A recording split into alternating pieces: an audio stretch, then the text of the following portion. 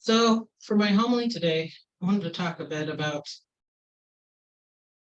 well, first I want to get into the fact that the lesson, to me, it seems like it talks about the journey of the soul when it comes from the highest of lights and incarnates into the world.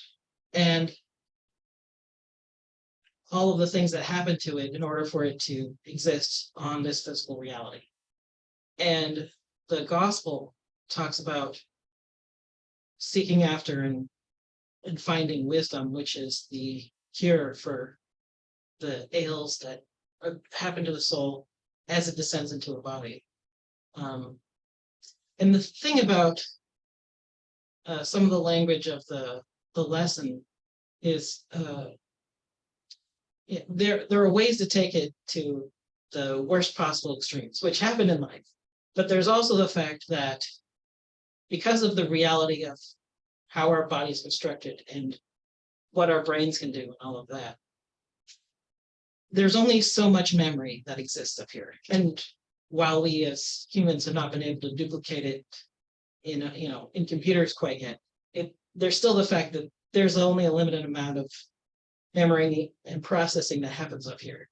And so there's no physical way for the soul to connect to this world in its infinite capacity, because it would, I believe, kind of overload our brains. And so the way I view incarnation is that the soul goes through processes that allow it to interact with this world without basically destroying our physical bodies with the vastness of what it knows and comprehends and understands, which is why a lot of experiences that are unexplainable on a non-physical reality, I think that's why a lot of those can only be explained with metaphor and myth and with feelings, because feelings don't require the same level of compartmentalization and because words require being able to translate things into finite concepts, whereas feelings are much more ineffable. And I think in a way, it's easier for our souls to talk on that level. And again, this is all based on my own experiences. So take and leave whatever sits right with you with all of this. But the other thing I wanted to touch on is that, when we talk about finding gnosis in this life or in other lives or as spirits or whatever level you want to talk about,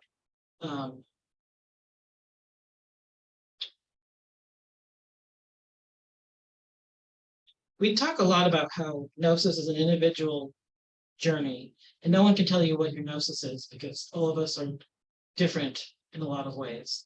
And I feel like we talk about that in a I don't want to say vague sense so much as we don't talk about the specifics of that so much. And I think it's important to put some concretes to this just for the sake of, mental clarity and comprehension. An example I want to use, which it's kind of a little weird when I first thought of it, but it ended up being the one I ended up going with is I took a personality test. It's a Strength Finders from it's a Gallup thing. And basically, unlike say the Enneagram, which talks about your weaknesses, this test you take and it tells you what your top 5 strengths are. And there's 24 total. And I used a calculator online, and that means that there are over 200,000 different results that any given person could get. And well, for one,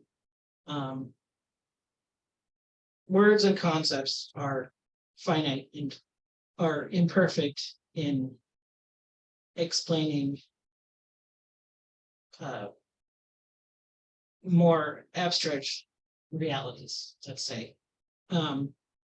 So my thought was, if one test can result in over 200,000 different unique results, how many more results are there when you stop trying to categorize things?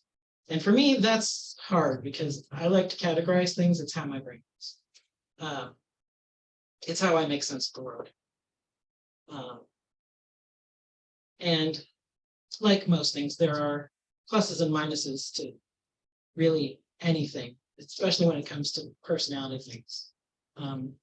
But this one is interesting because it made me realize, going over my strengths again, it made me realize why the things that I think are obvious aren't always obvious to other people. Because I always have this thing running in the back of my head that since something is obvious to me, it must be obvious to everyone else, because of course it must. But like, for instance, my top strength has to do with connectedness. Basically, it means that I see how everything is connected and all that goes along with that. And I realized that when I stopped thinking of that just in a spiritual context, which I do that too, but like, for instance, I do data stuff at my other job. And there's a guy that they just hired to do similar things as me. So he and I talk a lot. And it has confused me why he doesn't seem to have the same priorities on some of the stuff that we, in our Venn diagram of stuff that we both do. He has it seems like he has a different priority list. I'm like, this is really important. Why does he, why? And I realized that because I see how my first thought when I have any task to do, especially at work, with, there's always lists of what's more important to do now versus later or whatever. My first thought is always on the fact that anything I do affects other people. And so I tend to prioritize my things based on which things will impact other people the most. And I realized that since that comes from my top strength, and someone else might not even have it in their top 5, that the way that I'm looking at this very mundane task and the way someone else is looking at this same very mundane task might be completely different because of the way we view the world, because of our experiences, both positive and negative, from birth or before up until now. And so, yeah, it's one of those things. We're all extremely different, and we're all not at the same time, because we're all human, and there are some shared experiences that happen regardless of culture. For instance, everyone on some level knows what blood tastes like, because at some point whether you cut the inside of your cheek or whatever, you've tasted it at one point in your life or another in your life. And they've also done studies on folks who were blind from birth, and it turns out our facial expressions are apparently somehow hardwired, because folks who have not ever seen anything have the same facial expressions based on sadness or happiness or whatever. It's the same, even though they've never actually seen anyone to be able to mimic it. So yeah, when it comes to all of that, it's good to keep both in mind. And like most things in life, figuring out when to use which is extremely difficult. And especially if you're like me and you have this unconscious bias that you think everyone thinks the same way you do. So yeah, with that, may you all have a good Saturday, and go in peace, and may the lady walk with you. Amen.